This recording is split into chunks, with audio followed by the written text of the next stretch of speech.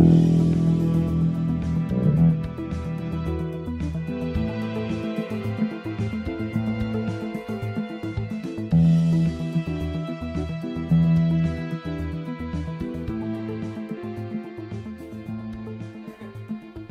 you do that, yes, but when you sit back, like normal, Like you're like a normal person, okay. yeah. I don't know how to do that. I'm not good at normal. Should we open like we're talking about other girls? Look, oh my god, did you see what he was wearing? Oh my god, Seriously, if your forehead is that big, like, bangs. wear bangs. Oh my god. Although I legit have bang issues. Wow, I shouldn't say it like that. Yeah, you do, Kit. Kate, everybody knows it. I have bang issues. You think you're hiding it? Everybody knows it. Oh my god. Hey guys, welcome to our sleepover party. Is this weird? I think it is. And you thought it was weird when I just stared at the camera dead-eyed, Juliana. Yeah. But hey, if you've got a set that has a bed in it, why the heck not? Gosh, I don't know. This is going to be fun today. We're going to be telling... I'm a little scared already. Are you a little scared already? I'm scared of my Cookie Monster sexy PJ pants. We decided to go fully theme here. So we're going to be telling, I guess we'll call them historical ghost stories? Strange but true ghost stories. Strange but ghosts, dear. Something like that, yes. But again, we're on the set of 5 women and... strange but dead, dear. Strange but... Oh, wow, that got dark. We're on the set of 5 women, and when you've got a big bed that's actually comfy and legit a bed, you of course use it for your ghost stories episode. Why wouldn't you?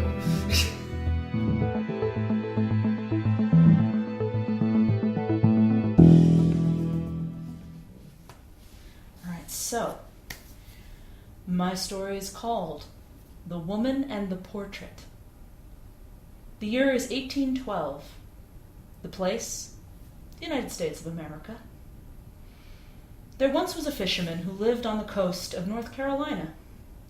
He lived a simple but lonely life, until one day, while walking the beach near his small shack, he discovered a young, dark-haired woman washed up on the shore.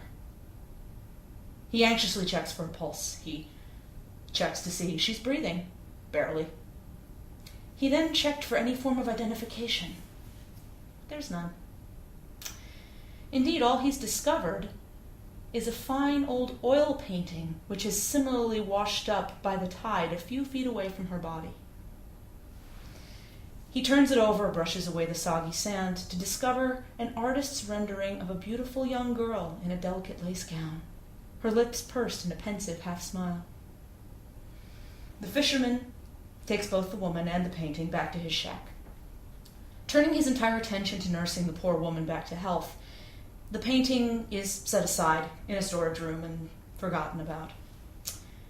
With time, the woman recovers her health, but not her memory. That didn't matter to the fisherman, though. I mean, he loved his woman, and after a time, they were married. They lived a secluded, happy, simple life right there on the beach. But then many, many years later, the fisherman's wife becomes ill. He rings for a local physician, Dr. Poole, to come quickly. The doctor arrives, but soon determines that there's little he can do for this poor woman. She's very elderly. He provides some laudanum to ease the woman's suffering, and then prepares to leave again. Grief-stricken, but grateful to the doctor, the fisherman confesses he cannot pay him with money, but he does have something which might be of value. Stepping out of the room for a moment, he returns with the fine old oil painting. Dr. Poole is surprised, not only by the startling beauty of the woman in the portrait, but that such a thing should be found in such a simple fisherman's shack. Surely this should be some prized item, hanging on the walls of a fine mansion in a city such as Philadelphia, or maybe New York. The doctor does, however, agree to take the painting. Suddenly, the 2 men are interrupted as the fisherman's wife leaps up from the bed. "No, you shall not have it! I am on my way to visit my father in New York, and I am taking him my portrait." The woman seizes the painting and runs out the door, down the beach, and straight into the waves. The men give chase, but it's too late. She vanishes into the sea, never to be seen again. Several days later, The painting washes back up on the shore. Dr. Poole takes the painting. It becomes a family possession until such a time that the children sell it off to the local museum. For this woman is a special woman. To this day, though, it's said if you wander the beach of Nag's Head, North Carolina, at dusk, you may see the spirit of the fisherman's wife, clad in a tattered green dress, wandering the sands, searching for her portrait and her ship, the Patriot. Perhaps related, it's been said if you wander by the water in Battery Park, New York, you may encounter the spirit of her politician father. Mr. Burr, sir, eternally staring out at the sea, searching the waves for dear Theodosia.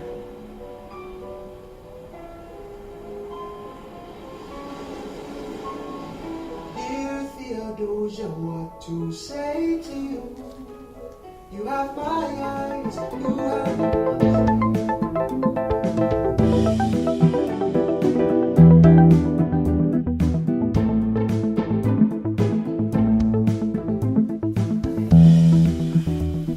Yeah, I'm ready. In the church graveyard in St. Mary's in Polstead, Suffolk, England, there is a wooden plaque that's been attached to a shed in the graveyard that reads, "Near this place lie the remains of Maria Martin, who died in the Red Barn. Polstead, April 20th, 1828, age 26, R.I.P." Maria Martin was born in 1801. Her father was Thomas Martin, who was the local mole catcher. She had a mother named Grace. And even though mole catching was a respectable profession in the Regency era, it did not bring in enough money to buy food and comfort to take care of 4 young children and 2 adults in the household. So at the age of 7, Maria Martin is sent to go live with the local vicar. And she was sent there to be put in his domestic care. So she did things like tidy the house and work in the kitchen to earn her way there. The vicar taught her how to read and write, which was uncommon for young women during that era.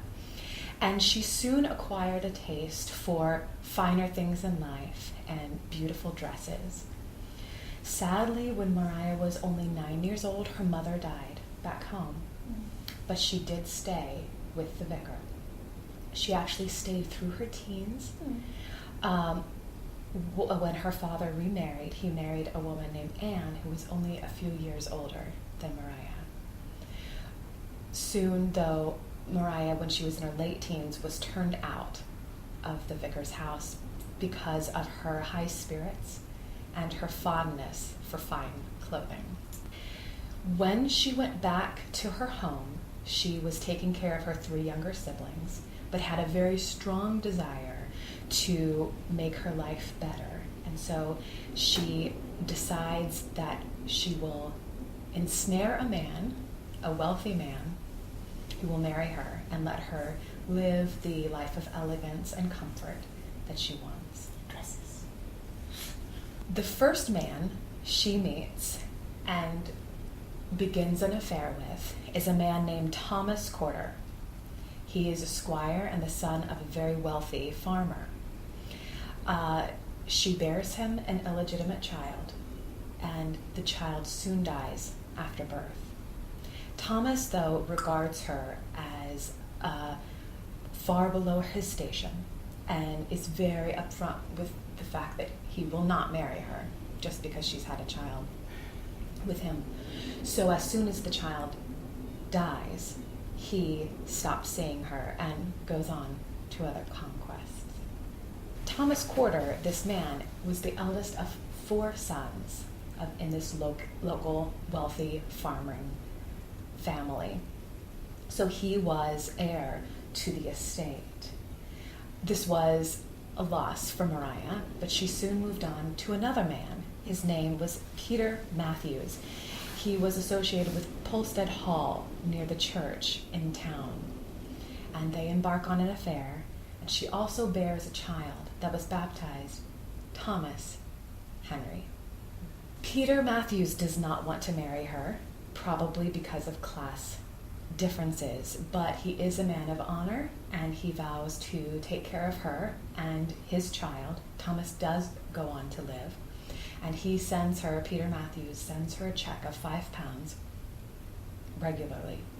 Thomas Corder, the first man, eldest of 4 sons,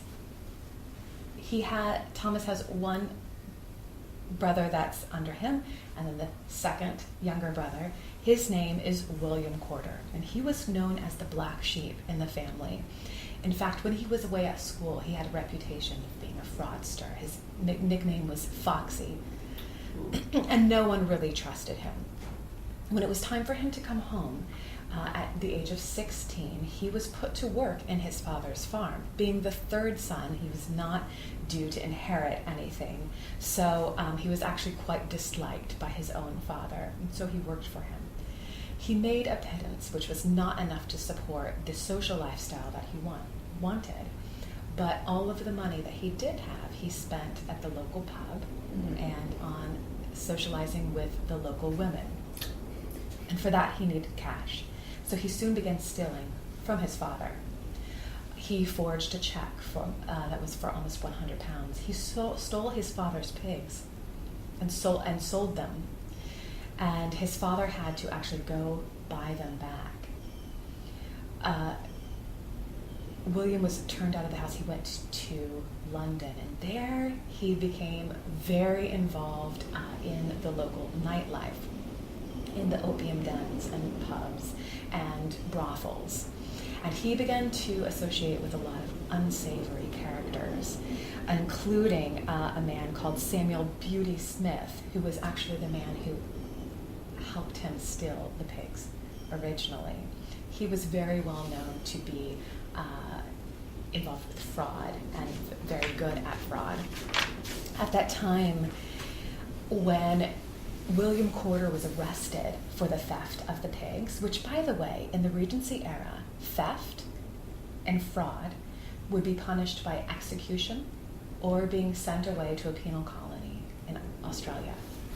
It was very strong punishment for that kind of theft. So when William Corder was first arrested for this crime, Beauty Smith made a prophetic statement concerning him, saying, "I'll be damned if he won't be hung one of these days." One of William's other associates was a woman by the name of Hannah Fandango, which is also the name that I want to be my stage name in another world. Scaramouche. Sorry. Hannah Fandango was a sex worker and a smuggler. She actually made quite a bit of money and a very comfortable living doing so. And she and William started up a very intimate sexual relationship, and they were very close until William ran out of money. And then they had to break up. He went home, and his family thought of it as the prodigal son returning. But his father died, and the middle brother between he and Thomas also passed away. So it was really left up just to Thomas and William to run the farm. When William came back, he passed the farmhouse where Mariah was living, and he saw her in the garden. And as the story goes, he smiled at her, she smiled back and curtsied, and that was the beginning of an intense affair. Now, to keep the village tongues from wagging, they needed a place to meet, and so they decided that they would rendezvous in the Red Barn, which was known to be haunted. And no one certainly would be going there after dark. And so they began meeting there in the Red Barn. And in September of that year, Mariah announced that she was pregnant. Corder wanted to make sure that their relationship remained quiet. The town started becoming aware of all of these trips to the Red Barn, and they were certainly talking behind his back at every occasion. This was the town gossip. So Corder, in fact, admitted to Mariah's father and stepmother, Thomas and Anne, that he was the father of her unborn child. So when it became, when Mariah got fairly far into her pregnancy, she was still getting these 5-pound checks from Peter Matthews. And William Corder actually stole one of those checks and made a forgery, and no one, in fact, knew what had happened to it except that Peter Matthews hired a lawyer to go find out who had forged the check, and they were able to catch William. So now Mariah has something over William Corder because he already has a history, and it's very likely that if she goes to the police with this information, it would mean his life. So she has a bit of leverage at this point. So William begins to really try to keep her as happy as possible. As she nears the end of her pregnancy, he takes her away to a rented property out of town, and she has the baby there. They bring the baby back to Mariah's home for Anne to take care of. When they come back, the baby and Mariah are very ill. The baby does not make it, but Mariah does make a full recovery. Trying to keep all of this a secret, William and Mariah decide to bury the baby in secret. So they take the baby to another town. No one knows where that baby is today, to this day.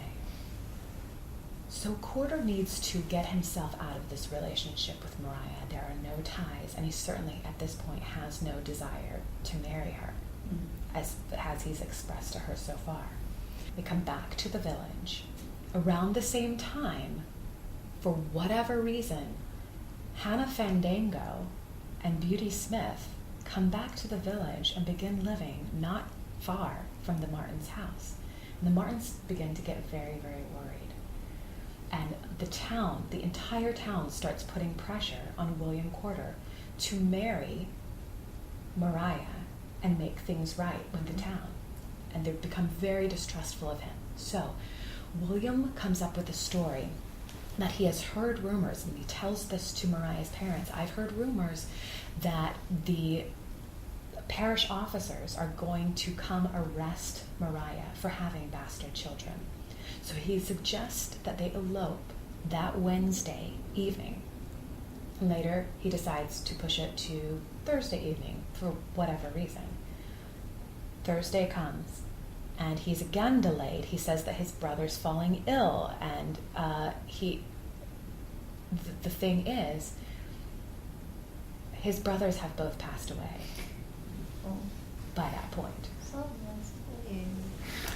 So on Friday, he appears at the Martins' cottage during the day, and according to Anne Martin, he told Mariah that they have to leave at once, right away. He heard that the local constable is actually on his way to the house. He's obtained a warrant, and he's going to prosecute her. No warrant had been obtained.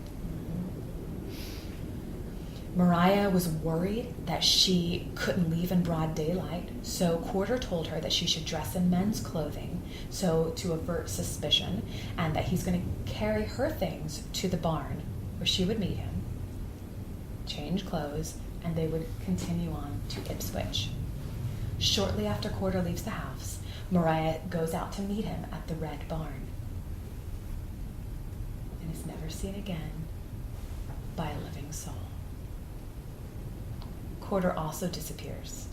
And later, he turns up and says that Mariah is in Ipswich and that he can't bring her back yet for fear of provoking the anger of the town.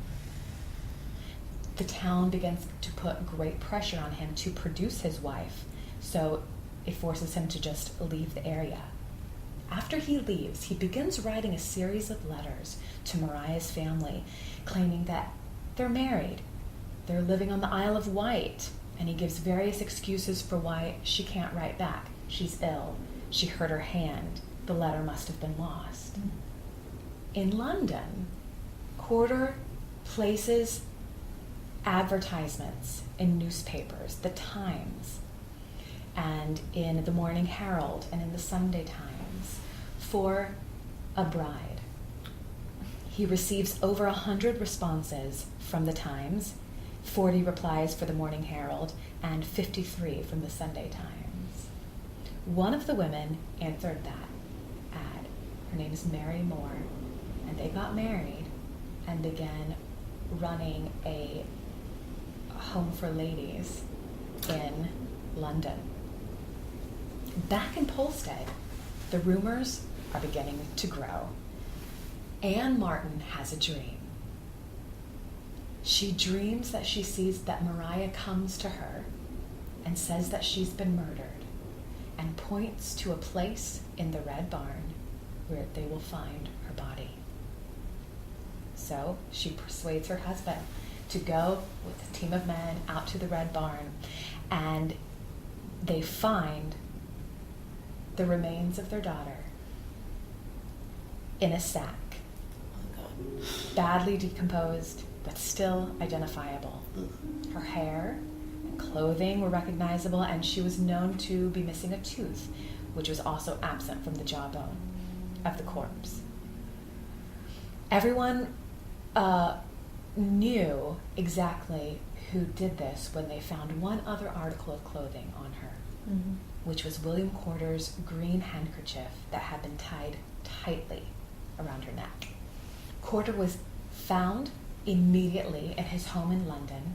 The investigator took him to the side, began asking him questions, and William Corder denied ever knowing Mariah or having anything at all to do with her disappearance.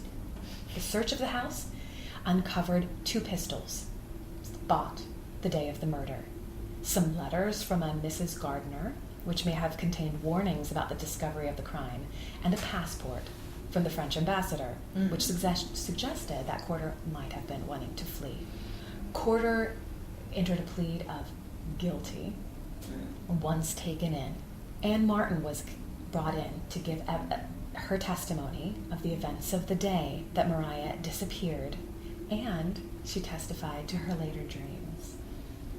Thomas Martin told the court how he had dug up his daughter, and Mariah's 10-year-old brother, George Martin, revealed that he had seen Corder in the barn with a loaded pistol before the murder, and that he was walking from the barn with a pickaxe. The prosecution suggested that Corder had never wanted to marry Mariah, but that her knowledge of some of his criminal dealings had given a hold over him, and that his theft of the money that was sent by the child's father had been a source of tension between them. He pleaded with the jury to give him the benefit of the doubt, but they retired and in only 35 minutes came back with a guilty verdict. The judge sentenced him to hang and afterwards be dissected. That you be taken back to the prison from whence you came, and that you be taken from thence on Monday to next, a place of execution, and that you there be hanged by the neck until you are dead, and that your body shall afterwards be dissected and atomized, and may the Lord God Almighty of his infinite goodness have mercy on your soul. So in August 1828, Corder was taken off to the gallows and hanged shortly before noon in front of a large crowd of 7,000 to 20,000 people. At the prompting of the prison governor, just before the hood was drawn over his head, he said, "I am guilty, my sentence is just, I deserve my fate, and God have mercy on my soul." His body was cut down after an hour. But our story doesn't end there. His body was taken back to the courtroom where it was slit up the abdomen, and the muscles in the stomach were pulled back. Crowds were allowed to pass it until 6 o'clock when the doors were shut. About 5,000 people viewed his opened corpse. The following day, the post-mortem and dissection of his body commenced. His skin was tanned and used to bind an account of the trial. in book form. His skeleton was reassembled and used as a teaching tool in the West Suffolk Hospital. When his skeleton wasn't being used to train new nurses, it was put on display in a glass case, and it was rigged with a mechanism that made his arm point to the collection box when it was approached. There was a man, a doctor in town, who had an obsession with skulls, and his name was Dr. John Kilner. Dr. Kilner was obsessed with skulls, and there was one that fascinated him more than any other skull, and that was the skull that he did not have, the skull of William Corder. So he makes a deal. He decides to sneak in with the help of another surgeon. He sneaks into the hospital with another skull from his collection to exchange one skull for the other. So he goes very late at night, and he arrives in the room that contained the skeleton, and he has 3 candles that he lights. But no sooner was one lit than it was just snuffed out. He turned to relight it, but every time he tried to light the one candle, the other candles blew out.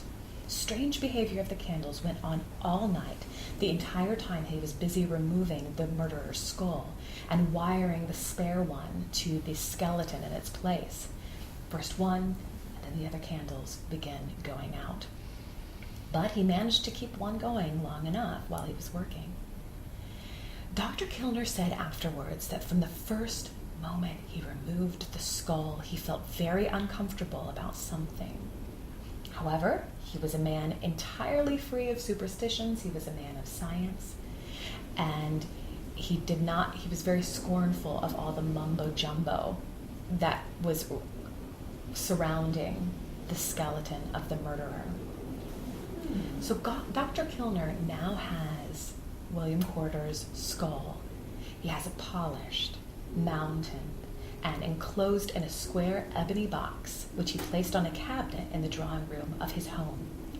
A few days later, just after he finished an evening surgery, a maid came in to the doctor and said that a gentleman had called to see him. Kilner was irritated by a late-night visitor, and he asked if the caller was anyone he had seen before, and the maid said no. She added that the man was a proper old-fashioned looking gentleman, wearing a furry top hat and a blue overcoat with silver buttons. Telling the maid to bring in a lamp, Kilner reluctantly went in to meet the caller, whom she had left waiting in the lobby in the twilight. The doctor said afterwards that when he looked into the room, it was rather dark. There might have been someone waiting by the window. He wasn't sure. But he experienced a strong feeling, independent of sight and hearing, that he was not alone in the room. Then the maid came behind him with the lamp, and when the light crossed the doorway, it was a totally empty room. The puzzled doctor was angry at the maid, saying she must have been dreaming, but she remained quite positive that a gentleman had called. Then, one evening, he's sitting in his drawing room, and he looks out the window. He catches sight of somebody lurking near the summer house at the end of the lawn. He could just see that it was a man in a beaver hat and a great coat with an antique cut. The doctor quickly runs out to the lawn, but the figure's gone. Dr. Kilner is now officially uneasy, totally freaked out, and he begins observing a lot of strange things happening in the house. There's a general tension now among everyone in the house as things begin to happen at night. It opened doors. It walked through the house. Occasionally, members of the household heard frantic hammering and sobbing below in the drawing room. And at the time, through a maze of dreams, the doctor is sure that someone is pleading and begging him to listen and attend to his needs. This goes on for about 3 weeks. The doctor has no sleep. There's no doubt in his mind that Corder's ghost would go on making this very unpleasant until the skull is returned. But this is impossible to do. The skull, which had now been highly polished and with a tortoiseshell gloss, would attract attention immediately, and it would become obvious that he had stolen it. So Kilner decides to wait a few more days to see if this ghostly visitor will just go away on its own. The next night, Kilner leaves his bedroom door open, so he'll know exactly and immediately if there's any kind of disturbance. Then he gets into bed, and he does drift off to sleep. An hour or two later, he wakes up because he hears a noise, and he listens. The sound's coming from downstairs. He debates whether or not to call out and wake up everyone in the house, then decides against it. He doesn't want to appear as an alarmist. So then he stays in bed for some minutes, watching and waiting. Finally, he decides to get out of bed and walks out to the landing. He holds the candle out over the banister and looks down to the door of the drawing room. Suddenly, as he's watching, the glass knob from the drawing room door is blotted out, and a white hand is on the door. He could see it distinctly, but it was disembodied. It didn't seem to belong to anyone. What? Dr. Kilner hears a loud explosion of a sound. He runs down, full of adrenaline, to the drawing room. And when he opens the door, the glass case has been shattered.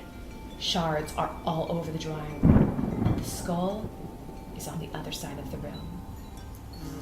He decides immediately to contact his friend in the prison, and they together, under the cloak of night the next evening, bury it in the ground, not far from the very gallows where William Corder was hanged. Is that closet open? Jesus. Jesus.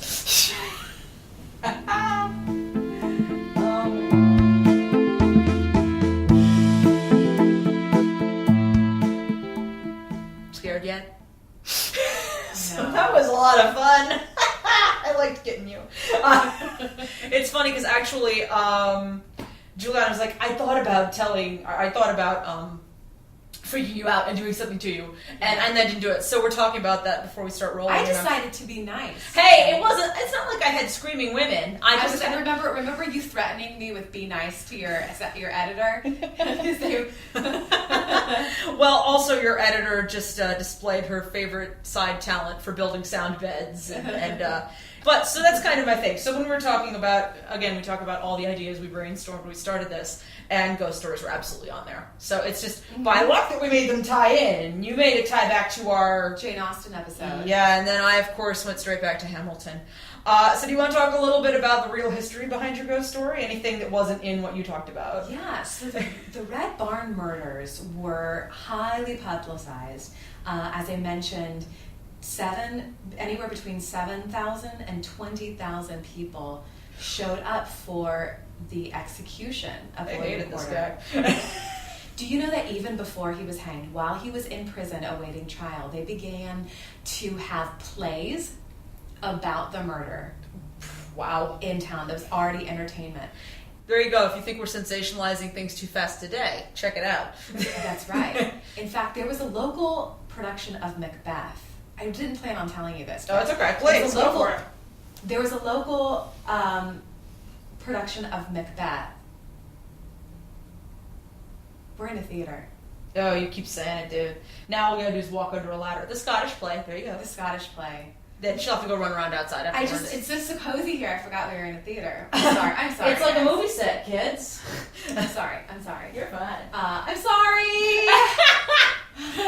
Now it's gonna be a Red Barn murder. Okay, it's fine. On the line, and oh my god, because I didn't plan on saying this, I forgot the line, but something about is there an execution in Cawdor? a man shouts out from the back, "No, that's next Saturday." Jeez. After Mariah's remains were laid to rest in the cemetery, there was a gravestone erected. Mm-hmm. But the popularity of this story and the media frenzy around it, there were tourists and souvenir hunters, of course, for years afterward. So much so that she no longer has a gravestone. The reason there's a wooden plaque erected is because the gravestone was taken away bit by bit by souvenir hunters. Yeah, jeez. And there are a couple different ones in history. And wow, I said I was going to Google this before we started, but oh well. There are a couple more famous murders in our country too, where they featured like the skin of the killer was bound on the wallet. What's wrong with you people? At least we don't do that anymore. I actually am pretty sure there was legislation to make that not happen anymore. That's what happens when you don't have Stranger Things on Netflix. Oh my god. Whereas I just went for your good old straight up ghostly apparition story. And hopefully Hamilton fans will appreciate the little Easter egg that I buried in that sound bed. Theodosia Burr, because those who are familiar with Hamilton, you might know about this name a little bit. Just the best ballad I think I've heard in a long time. Two dads singing to their kids about their separate but similar wishes for their children. It's so sweet. But Theodosia sort of had a garbage life. Let me pull my notes here just to make sure I've got this correct. Her mother died when she was 10, so that's fun. She had to take care of Daddy. And, I don't know, Daddy might have committed a certain famous murder, knocked off a certain political figure while he was vice president of the United States under Thomas Jefferson. Burr's life after the duel was kind of a mess, you might think. He was indicted for Hamilton's murder and basically had to flee both New York and New Jersey. And he spent a lot of time hiding out in kind of what was then our New West. And then also slowly trying to build up a rebellion to overthrow Jefferson's government. And that is a whole episode all by itself, which I'm ironically actually listening to right now on the Thomas Jefferson Hour, hosted by Clay Jenkinson. If you ever get a chance, check that thing out. Links below in the show notes, man. But talking about, because this, there are two sides of the coin with Burr. Obviously, his uprising plans were foiled. He threw a rebellion and nobody came.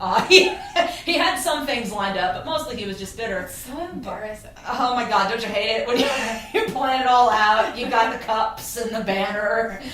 It's a coup d'etat! Yay! That's my biggest nightmare. What, a coup d'etat? Yeah, no. Throwing a big party and nobody showing up. My biggest nightmare is no one coming to my coup d'etat as well. But anyway... No, it's going to be a really good rebellion. Yeah. Really good. Yeah, but Jefferson basically went after this guy going, oh my god, he's committing treason, and brought him back. And Burr was acquitted, mostly because Burr was really good about not having anything super sticky that they could put on him, so the evidence wasn't there. So he was acquitted, but disgraced. He took residence in London and finally came back to the States right as we're starting to get stinky with England again. We might have had a war around 1812. So he comes back to New York, and Theodosia at the time, who has married the governor of North Carolina, Joseph Alston, she's living her life, doing her thing. She's always been sort of frail, but she's especially been frail since she's had a couple bad miscarriages. Her son dies, her infant son dies. But Dad's coming home, so let's go visit Dad in New York. So she boards the Patriot, a ship heading for New York, and it disappears. Yes, well, with the crew, but by herself. Right, okay. And the ship disappears. Somewhere between North Carolina and New York, it doesn't make it. And there are many theories about what happened. It could have been the English knocking it out. Apparently at that time also North Carolina had a local group of fellows, friendly, called the Carolina Bankers, who hung around on the banks and took ships out. Yes, You've heard of this? Yeah, absolutely. Yeah. A lot of pirates. Yeah, so, domestic piracy, it's fun. Yeah. And North Carolina and Outer Banks was... Yeah, so there's a theory that might be what happened to the Patriot. So it's either the English, or it's domestic terrorists, or it could just be that it vanished and sank in A storm, maybe. Yeah, in a storm or whatever. But regardless, the bottom line is they never found her body. They never found any trace of Theodosia, and this urban legend cropped up that there was this woman who had washed ashore. What is true is there was a random fisherman on the banks not too far from Nag's Head who had this beautiful oil portrait of Theodosia Burr. How the heck it got there, they did not know. But there's no reason this man, and also he had an elderly wife. Was the portrait connected to his wife at all, or is the portrait connected to the same guy that took in the shipwrecked woman? As the question of how much of it is fictional, the whole idea, I think, of it being the same woman was added on over time. Mm-hmm. But what is absolutely true is this portrait shows up in this random fisherman's shack, and it turns out to be Theodosia Burr, and it has sort of become a family heirloom. It wasn't discovered for a long time, but that's where this thing ended up. Like, Burr died not knowing what happened to his daughter, and he did indeed wander around Battery Park from time to time waiting for her ship to arrive. And they say if you're down there at the right time of day and a gentleman brushes your coat sleeve and there's no one there, could be Aaron Burr, sir. So think of that when you think of Leslie Odom Jr. or you buy your... I wouldn't mind if Leslie Odom Jr. came and brushed up against my coat. Okay, that's a different episode. But yeah, there's also a fun little footnote here as well. There are those who think maybe Theodosia's fate was linked to Daddy's famous act when he took out Alexander Hamilton, debatably, accidentally, karma. Yeah, that kind of and actually this is sort of a thing, the Hamilton curse. Yeah. That one of the victims of the Hamilton curse was Theodosia herself. So there's a lot of tragedy that chases Burr around, and I thought, actually what I did is I was just looking for anything that tied to American history specific to what we've talked about. But anywho, when I went digging, I went, oh good, there's weirdness around something in American, a lot of things. Also, I grew up in the Northeast, and we have so many Revolutionary ghosts, we're lousy with them. I'd initially thought of talking about the Schuyler Mansion, actually, to keep it Hamilton for a minute, because that's one place I've been to a lot. Maybe we can go on vacation one day. We should go to Schuylerville. There's just so much Revolutionary War history. So when I was looking, I did sort of narrow it by what have we got that would be a really good story I could sort of fictionalize out a little bit and do things to. But then when I saw the North Carolina connection, I was also like, oh! Yay! That's awesome. So yeah, this was fun. If only we could maybe we were actually talking about this. Maybe y'all can give us some feedback. Look, I'm trying to be you now. If you like the ghost stories and Bad Idea, maybe we can bring this back around Halloween and do this live, because that would be so much fun. Yeah. So much fun. Right. So